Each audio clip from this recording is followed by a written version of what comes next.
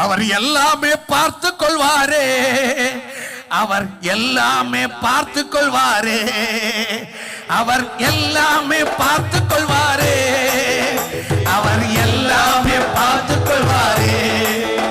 இயேசு நீங்க இருக்கையில நாங்க சோர்ந்து போவதில்லை.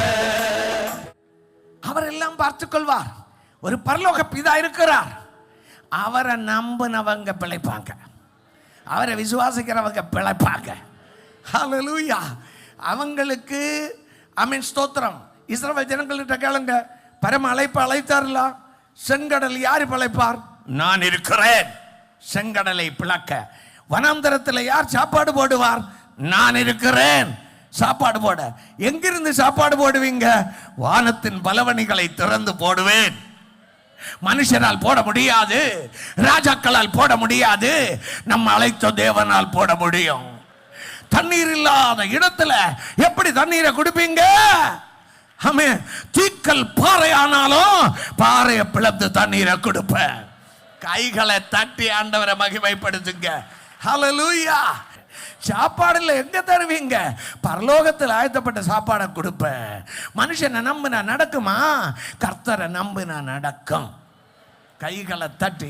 அதனால உலகத்தில் பொருளாதாரம் பாதிக்கப்பட்ட கூட என் நீதிமான் விசுவாசத்தினால் பிழைப்பான். நீங்க சொல்லுங்க, பொருளாதாரம் பாதிக்கப்படும்போ நீங்க நிராசப்பட வேண்டாம், நீங்க வேதனைப்பட வேண்டாம். கர்த்தர் பார்த்துக் கொள்வார் என்ற ஒரே வார்த்தை உங்க வாயில இருக்கும் என்றால் எந்த காரியத்திலே அவர் பார்த்துக் கொள்வார். வெட்டி பிடிச்சவங்க எங்கே? கட்டி உயர்த்தினவங்க எங்கே? பணத்தை சேர்த்தவங்க எங்கே? அவர்களுக்கெல்லாம் இந்த உலகத்தில் நிற்க முடியாம போகிறது அல்லவா? நமக்கு எது தேவை? அன்றைக்கான அப்பம் தேவை, தண்ணீர் தேவை, அவன் உடை தேவை, அவன் கிடக்க ஒரு இடம் தேவை, அவன் பிரயாணம் செய்ய ஒரு வாகனம் தேவை, அவன் புசிக்க உணவு தேவை. இந்த காரியம் உனக்கு எது வேண்டும் என்று அறிகிற தகப்பன் உனக்கு தேவையானதை தருவார்.